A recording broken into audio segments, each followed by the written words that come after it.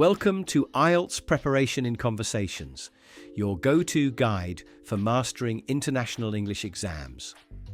Whether you're aiming for IELTS, TOEFL, or any other exam, we're here to help you prepare, practice, and perform your best. In today's episode, we'll be discussing renewable energy sources, offering valuable insights to boost your confidence. So get ready, take notes, and let's get you one step closer to your goal.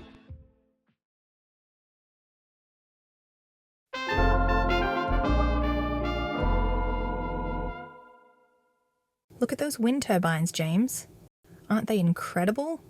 They're like symbols of a cleaner, greener future. Renewable energy is such a game changer. Yeah, they're impressive, no doubt. But honestly, Jess, I'm not entirely sold on the idea that renewables can fully meet the world's energy needs. They've got potential, sure, but let's not overlook the challenges. Challenges? What kind of challenges? Well, for starters, reliability. The sun doesn't shine all the time and the wind doesn't always blow. Fossil fuels may not be ideal, but they're consistent. Isn't that what we need to keep the lights on around the clock? Fair point, James. Solar and wind power aren't constant, but that's where energy storage comes in. With advances in battery technology, we're finding ways to store excess energy for use when the sun isn't shining or the wind isn't blowing. I guess. Imagine a future where every home has its own solar panels and battery backup. No more reliance on fossil fuels. That does sound promising, but those batteries and storage systems come with their own issues, don't they? I mean, they rely on rare earth materials, which aren't exactly sustainable to mine. Plus, isn't setting all this up, wind farms, solar panels, storage, extremely expensive? Especially for countries that are already struggling. You're right. There's definitely an upfront cost. But over time, renewable energy systems save money. Once they're installed, there's no fuel cost, and maintenance is relatively low.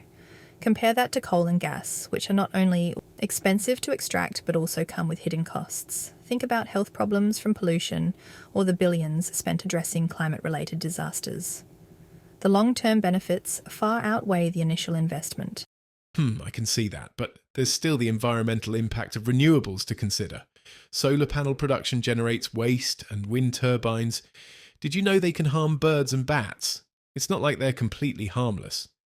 Of course, James, no energy source is without flaws, but the scale of the harm from renewables is so much smaller than that from fossil fuels. Think about the carbon emissions from coal plants or the oil spills that devastate ecosystems. Plus, we're constantly innovating. Scientists are developing recyclable solar panels and bird-safe wind turbines. It's about improving as we go. I see your point, but another issue is speed. Right. Transitioning to renewables takes time, and we still need energy right now. Wouldn't it be more realistic to use natural gas or nuclear as a bridge until renewables can fully take over? I agree that transitions don't happen overnight. Natural gas is cleaner than coal and nuclear is efficient, but they're not long-term solutions. Natural gas still emits carbon, and nuclear has its own risks and waste issues. What's exciting is that renewables are scaling up faster than anyone expected. Governments, businesses, and even individual homeowners are adopting them at record speeds. We just need to keep the momentum going. You're right about the momentum. And honestly, the idea of harnessing natural resources like the sun and wind instead of depleting the Earth's reserves is pretty inspiring. But do you think individual actions like installing solar panels really make a difference? Absolutely. Small actions add up. Every solar panel, every wind turbine, every electric vehicle contributes to reducing our carbon footprint. And it's not just individuals. Entire communities are going renewable. Have you heard of those towns running entirely on wind and solar? They're proving that it's possible. That's impressive. I guess what we need is a mix of individual responsibility, government policies, and corporate action. It's not just about one solution, it's about everyone working together. Exactly, James. Imagine if governments increased funding for renewable energy research, or if corporations committed to 100% renewable operations.